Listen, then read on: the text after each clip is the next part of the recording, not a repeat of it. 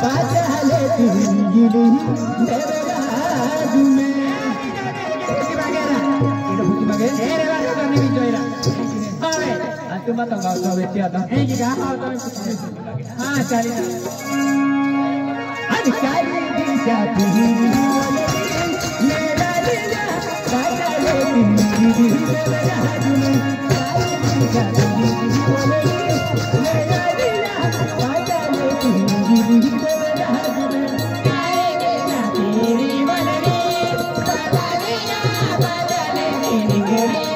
देवराजु में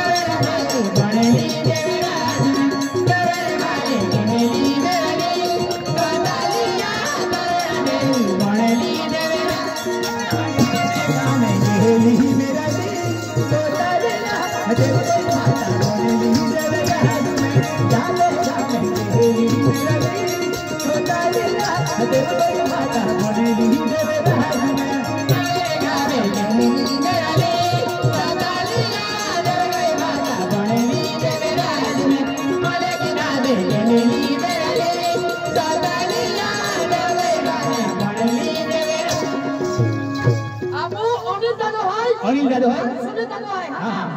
मुझे तिने चमड़े वाला 50 रुपए दादा माताजी रोड ने दादा मुझे यही का अनिल दादा सुनी दादा अंधा बेगा में गेली मेरा दी तो दालिया देखो माला बनेली बेगा बेगा में गेली मेरा दी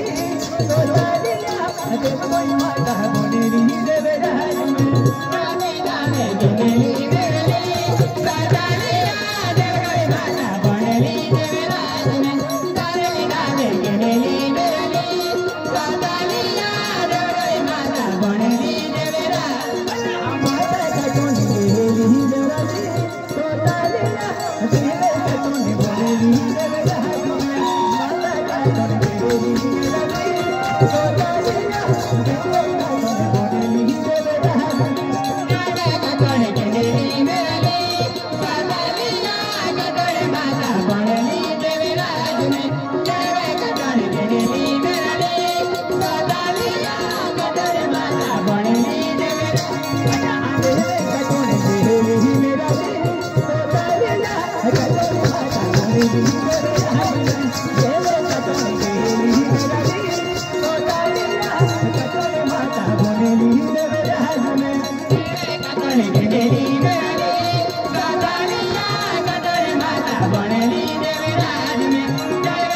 कौन गेली मेरा दी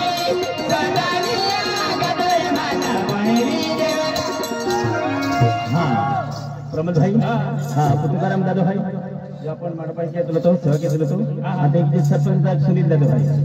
हाँ त्यान म्हणजे माताजी रोडाला खूप पसंत आहे आणि उन्हाळी ही की आखिरी हाते तर माताजी दर्शनाला ते बी आहे ह्याच्या आखिरी जाते जामनेवाला अनिल दादा सुनील दादा ते बी आहे आणि हे मोगी रे गेली मेरा दी सोतारिया या मोगी कोणी देवे राजू में देवे मोगी रे गेली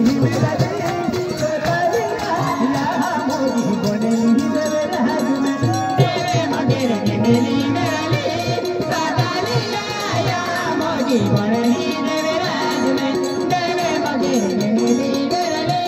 सदालिया यारा मगा बनली